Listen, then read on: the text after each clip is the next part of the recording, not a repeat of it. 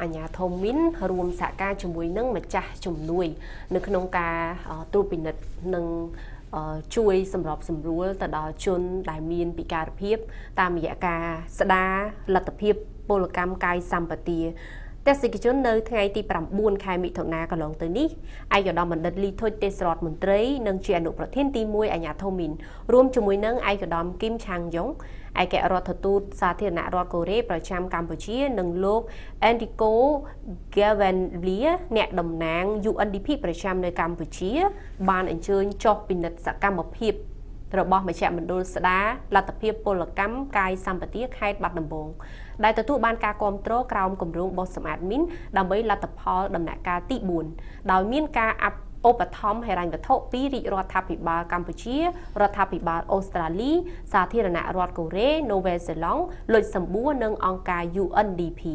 ឯកឧត្តមទេសរដ្ឋមន្ត្រីលីធុចបានដឹងថារាជរដ្ឋាភិបាលនិងដៃគូអភិវឌ្ឍន៍នានា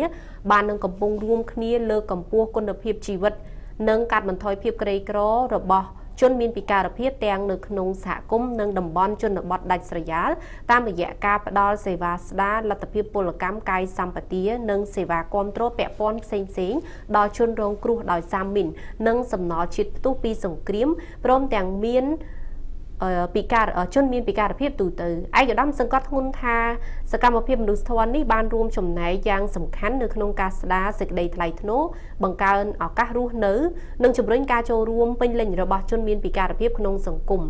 ទន្ទឹមនឹងនេះក៏បានឆ្លើយតបយ៉ាងសកម្មចំពោះបេសកកម្មមនុស្សធម៌របស់សម្ដេចមហាបវរធិបតីហ៊ុនម៉ាណែតនាយករដ្ឋមន្ត្រីដើម្បីឈ្មោះទៅរកកម្ពុជាជាប្រទេសគ្មានផលប៉ះពាល់ដោយសារមីន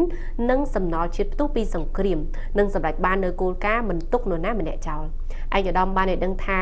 អាញាធមមីនក៏បានបន្តគៀងគរធនធាននិងពង្រឹងកិច្ចសហប្រតិបត្តិការជាមួយប្រទេសម្ចាស់ជំនួយនិងដៃគូអភិវឌ្ឍន៍នានាដើម្បីគាំទ្រដល់សកម្មភាពស្ដារលទ្ធភាពពលកម្មកាយសម្បទានៅកម្ពុជា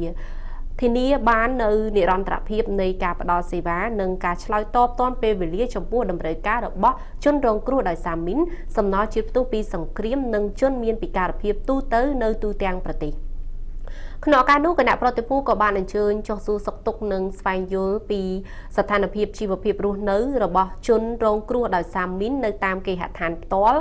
ដែលកំពុងទទួលបានការគាំទ្រក្រោមគម្រោងបង្កើនជីវភាពរស់នៅសម្រាប់ជនមានពិការភាពដោយសារសង្គ្រាមឬសំណល់ជាតិផ្ទុះក្នុងក្របខ័ណ្ឌកម្មវិធីគាំពារសង្គមដើម្បីចាក់ចេញពីភាពក្រីក្រដែលទទួលការគាំទ្រពីគម្រោងបោះសម្អាតមីនដើម្បីលទ្ធផលដំណាក់កាលទី4នេះមជ្ឈមណ្ឌលស្ដារលទ្ធភាពពលកម្មកាយសម្បទាភូមិភាគខេត្តបាត់ដំបងមានទីតាំងស្ថិតនៅភូមិវត្តលៀបសង្កាត់ចំការសំរោងក្រុងបាត់ដំបង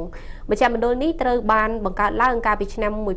1991ដំណើរការដោយក្រសួងសង្គមគិច្ចអតីតយុទ្ធជននិងយុវនីតិសម្បទាក្រោមកិច្ចសហប្រតិបត្តិការនិងឧបត្ថម្ភគាំទ្រដោយគណៈកម្មាធិការកាកបាទក្រហមអន្តរជាតិដើម្បីផ្ដល់សេវាស្ដារលទ្ធភាពពលកម្មជូនជនពិការអវយវៈដែលជាប្រយោជន៍ដើម្បីជួយសម្រួលសកម្មភាពរស់នៅប្រចាំថ្ងៃនិងលើកកម្ពស់សេចក្តីថ្លៃថ្នូរតម្លៃរបស់ជនពិការនិងចូលរួមកាត់បន្ថយភាពក្រីក្រ